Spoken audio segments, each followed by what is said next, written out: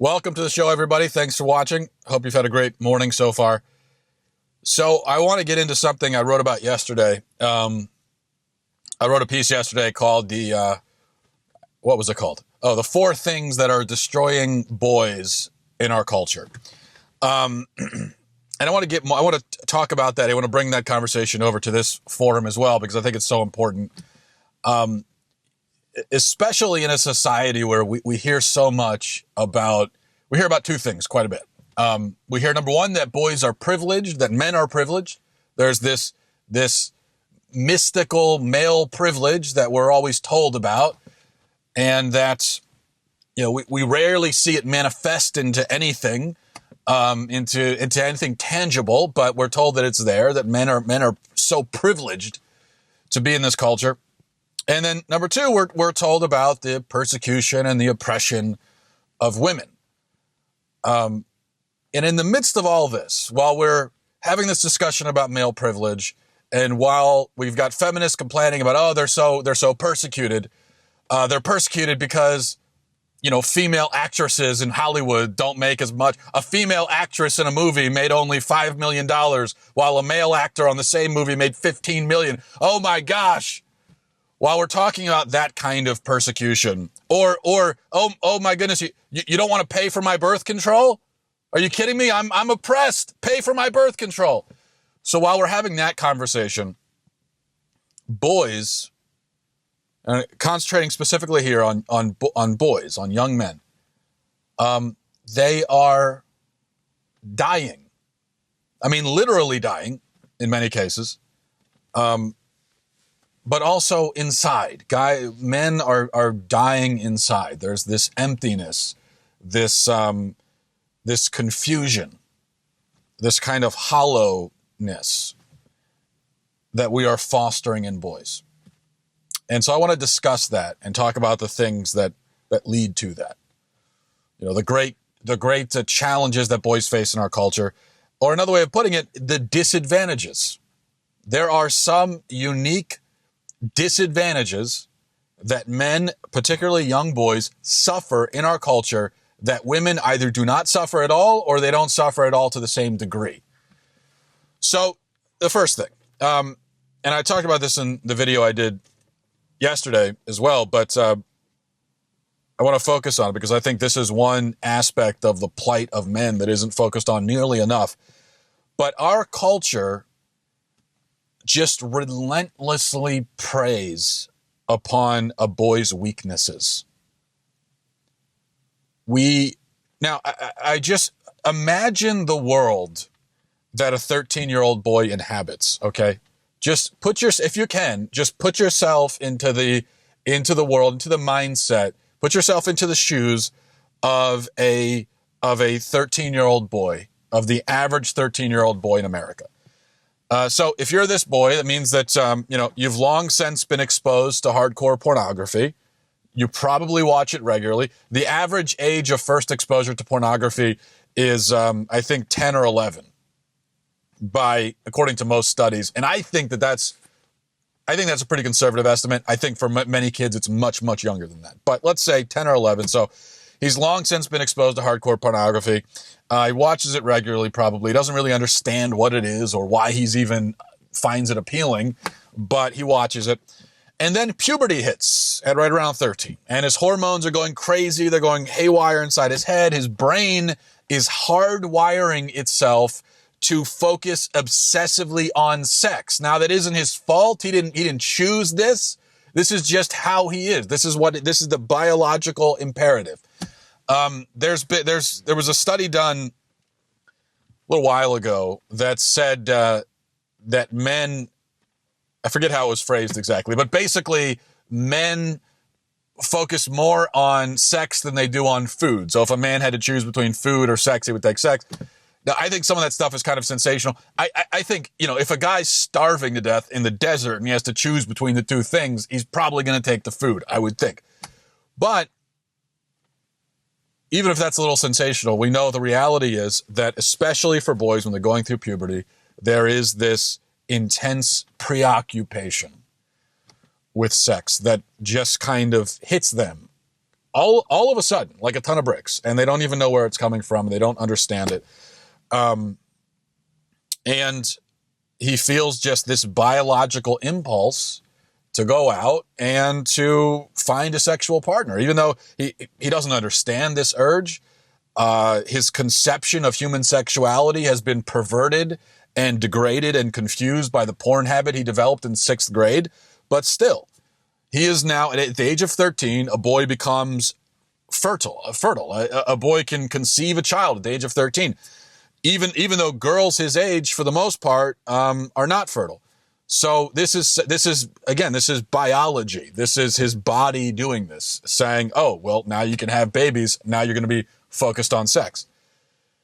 And the boy, even though, of course, he's too young for all this, he's too young for sex, but he can't escape it. He can't escape sex. It's all over his computer. It's all over his phone. It's all over social media.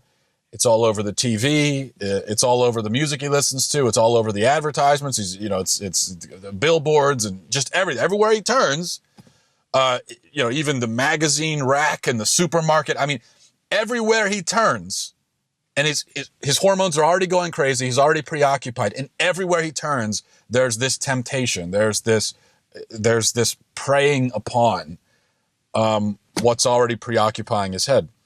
And then he goes to school. And he sees that his female classmates are dressed like strippers. And in fact, most of the places that he goes in life, that's how the women are dressed.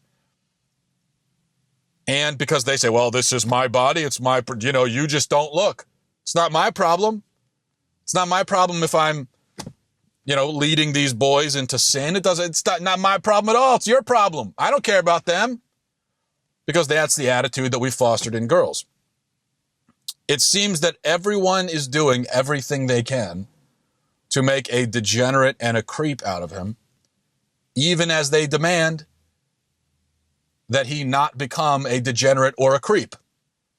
They're doing everything they can, literally everything they can, to make him into one, while saying, well, hey, never become this thing that we are trying our hardest to turn you into. And so we demand self-discipline, we demand self-control from this boy while providing him absolutely no tools whatsoever to develop them. And rather than tools, we just give him temptation upon temptation upon temptation, nonstop temptation everywhere he goes, all day, every day, right at the moment when his brain is least able to cope with it or overcome it. And even if, so that's all bad enough. Even if the boy possesses this kind of superhuman moral fortitude, the kind of moral fortitude that he's going to need to pursue chastity and purity in the midst of this degenerate, sex-crazed culture, even if he has that, well, what's he going to meet? When he goes out and he tries to pursue chastity and purity, what's he going to meet from our society? Mockery, discouragement. The very people who demand that he respect women and control himself, those same people will then heap scorn on him if he tries to do exactly what they demand he do. We blame boys for not being virtuous enough, and then if they try to be virtuous, we laugh at them. That's the situation a boy is in. Again, in that case, the boy is going to need to call upon this kind of superhuman courage one more time, so he can, just like he rejected the temptations, now he has to reject all the jeers and everything so that he can walk this path to virtue, and he's going to have to walk it on his own with no help from anyone, including his parents, much of the time. Because that brings us to the second disadvantage. In our culture, there is a lack of male leadership and male role models. And it is truly catastrophic. We know some of the statistics. We know that 20% of the kids in this country grow up without dads in the home. That's 17 million kids. In the black community, the percentage is 70 or 80%. Okay, 70 to 80% of the kids in the black community grow up in fatherless homes, which is, again, a catastrophic, apocalyptic number. that a community cannot survive like that when you've only got 20 to 30% of your kids who have dads at home. Now, on the other hand, almost every kid has a mother in the home, with rare exception. So a girl will have a female role model in her mother. And not only that, but when she goes to school, most of the teachers, I think 76% of teachers in the public school system are women. So she goes to school and she's got female role models at school. And she's even more likely to have a grandmother in her life than a grandfather, because men die 5 or 6 years before women do. So she's got no shortage of female role models. She's got female role models just basically falling out of the sky. I mean, they're everywhere. Everywhere she turns, there's a female role model, which is great. And we should celebrate that. We should be happy for that. That's a fantastic thing. It's also a profound advantage that girls have over boys, even though boys have privilege. They're so privileged, but they're not even privileged enough to have a dad around to say, hey, this is what a man is supposed to do. And even the boys who have dads in the home, that doesn't mean that they have male role models. You'll find very often that despite the father's physical presence, the mother is still the spiritual leader in the home. Among Christians, I don't know what the exact number is, but statistically, it's the mother who takes the children to church while the dad stays home in his pajamas, too lazy to even get up and go to church. She's the one who takes over the religious duties of the family. In most families now, the mother is the spiritual leader. So the father, what is the father? He's a warm body, taking up space. He's a paycheck maybe. Hopefully he goes out and brings home a paycheck at least.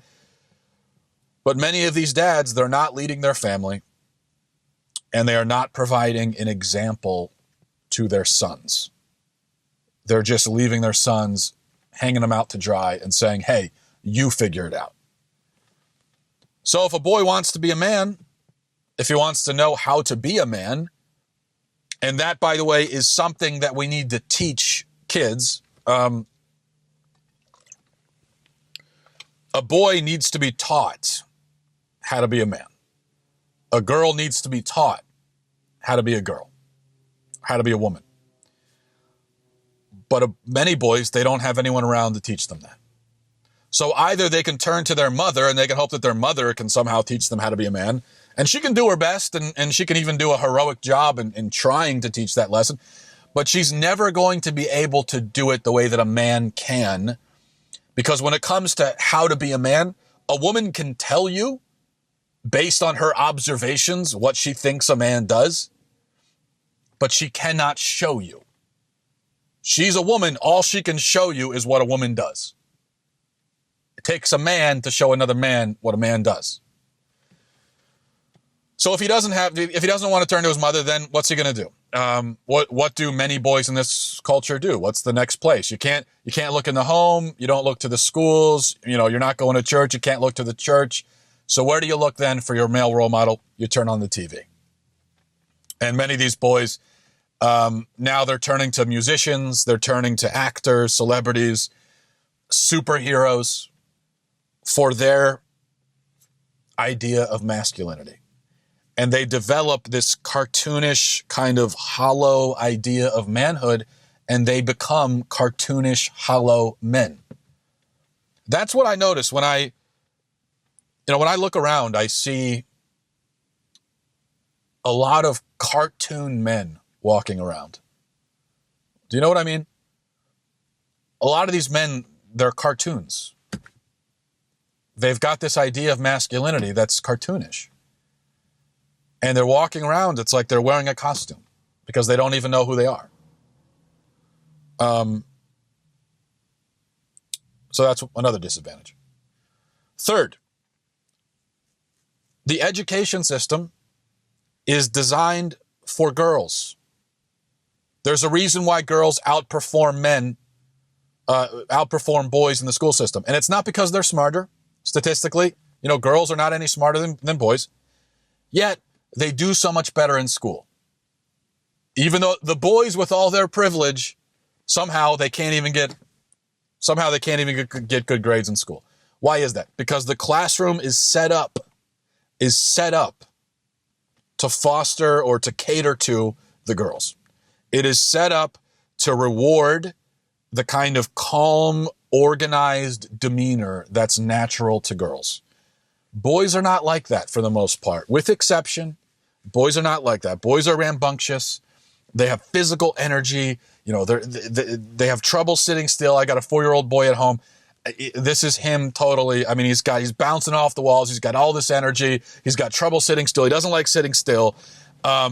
He's not able to focus attentively on a dull task for a prolonged period of time. My daughter can sit there and, she can draw a picture. She could sit still for an hour or more and just do something. I mean, she could sit there and brush her doll's hair. She could set up a tea party. She could do something like that. Meanwhile, my son is bouncing off the walls. He's pretending to be the Hulk. He's, that's what he's doing. He's saying, Daddy, let's play. Can we go? Let's play tag. Let's play hide and seek. Can we go outside? I mean, he wants to do things. That's what boys want to do. But the classroom is not designed for kids like that. It doesn't know what to do with them. It can't do anything with them. So it penalizes them. It penalizes boys for being boys. As a result, boys get lower grades. Boys are more likely to drop out of school. Boys are more likely to be expelled, to be suspended. Remember, with all their privilege, they've all got this privilege, but they're failing out of school. They're dropping out. They're getting expelled. They're getting suspended. And worst of all, I think, is that boys are twice as likely to be diagnosed with ADHD. Listen to this figure, okay? By high school, 20% of boys will have been diagnosed with ADHD, and a large number of them will be on drugs. Somehow, we never stop to ask ourselves, why is it that boys are somehow more susceptible to this mysterious mental condition? That's crazy, isn't it? If this is really just a mental condition and anyone can get it, then why does it always affect boys? Why are boys can anyone explain that? We never stop to consider that maybe what we're doing, it's that we're not diagnosing individual boys with ADHD. What we're doing instead is we are diagnosing boyhood itself. We are saying boyhood itself is a disease and there's no place for it in school. Now, if the school system were not predicated on sitting still and memorizing and regurgitating information and filling out dittos and worksheets, okay, if the school system were not predicated on that, there would be no ADHD. It would be like magic. All the ADHD cases in the world would just evaporate. It would be gone. Because it's all conditional. ADHD exists in the classroom. It doesn't exist in the woods when when your son goes out and plays in the woods and he's playing with sticks and he's climbing trees. There's no ADHD there, is there?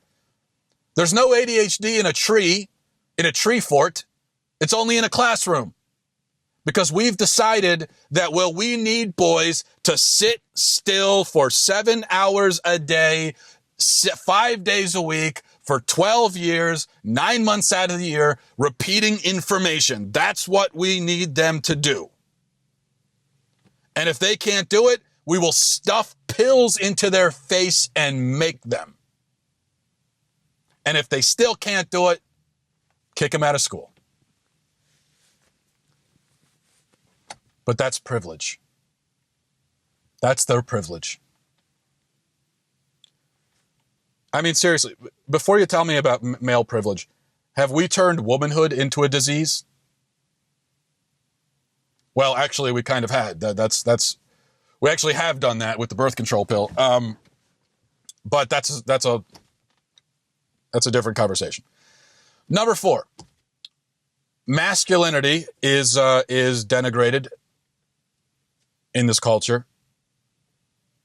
Now, you'd think after we just got through the first 3 steps, and you'd think, well, that's enough. I mean, we can lay off now, right? We've done enough to these boys. We've thrown sex in their face every second of the day. We have deprived them of role models. We have put them into an education system that treats their personality as a disease. So we've done all that. I mean, aren't we satisfied now? Can we just leave them alone at that point? Can we just let them be? But no. Because if they manage to survive that gauntlet, then the next step is we bury them under just mounds and mounds of self-loathing. We attack masculinity. Now, femininity is also attacked in our culture, but not nearly as explicitly, not directly. Okay, nobody is going around and saying that femininity is toxic or fragile. Nobody talks about female privilege. Nobody does that. Nobody's going to say that all women are dangerous. Nobody's saying that. These are the special denigrations and accusations that are reserved for men and for boys. So think about what happens. Think about a boy, just follow along these 4 steps. And think about a boy that falls into every category I've listed. And that's millions of boys do. There are millions of boys who you start with, they're watching porn at 10 or 11. They hit puberty. They're dealing with all that. They don't have a dad at home. They go to school. They get diagnosed with ADHD. They're told there's something wrong. Their entire time, they spend 12, 13 years in grade school. And the entire time they're there, they're told there's something wrong with you. There's something wrong with you. Sit down, shut up, repeat the information on the ditto, shut up, sit down. There's something wrong with you. You're diseased. You have a condition. Take this pill. Why didn't you take your pill today?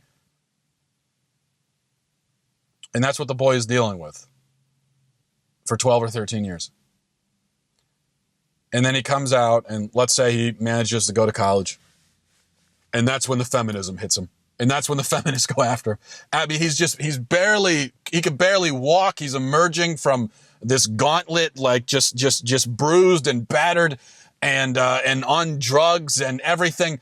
And he gets to college, and then that's what, you're a man, you've got privilege, men are dangerous. And then at that point, it's just, his defenses are down, he's susceptible to it, there's nothing he can do. So after we have broken men down, broken boys down, I should say, the final step, now that we have them like putty in our hands, now the final step is to remove their masculinity from them. A masculinity that they've never really come into in the first place, that they never understood, that they never grew into because they never had, because of the last 3 things I mentioned.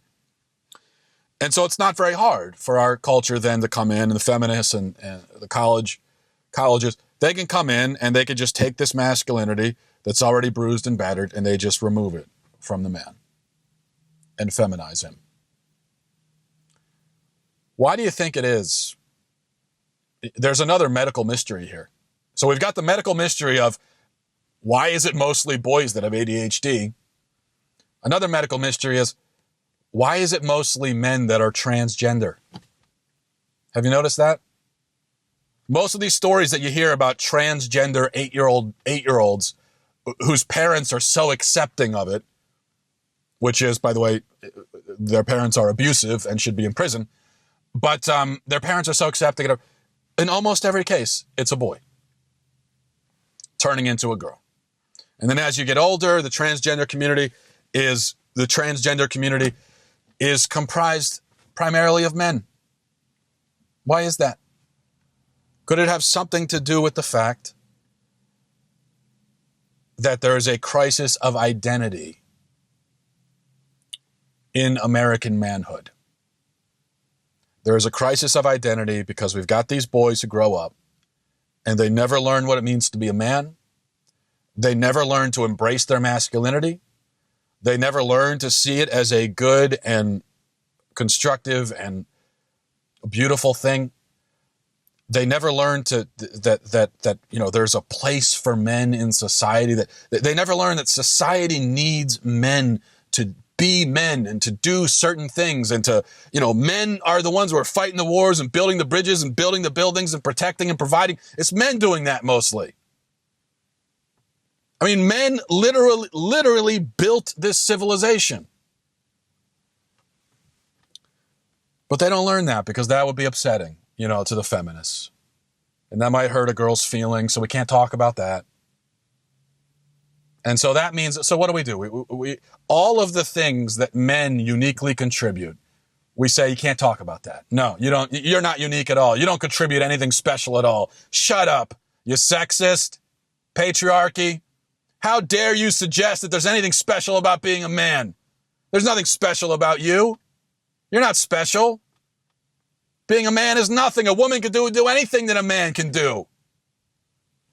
That's what we say to men. But to women, we say, oh my gosh, being a woman is beautiful. It's so special. You could do anything. I mean, the world needs women. I mean, we need more women CEOs and more women in business. We need more women in the military. We need women. We need more women. We need women Ghostbusters and women superheroes. We need women all over the place because, we can't. It's just men. Women are so special. And then a boy tries to pipe up and say, well, what about, oh, shut up, you. And then somehow, mysteriously, we end up with a bunch of men who are feminized, and in some cases, literally feminized. They literally try to become women. I think all these things are related. And I think we need to face this because this is what our sons will face. And we shouldn't look away from it. And if we care about our sons and we love our sons, then we need to prepare them to deal with all these things because this is the world that they're entering into.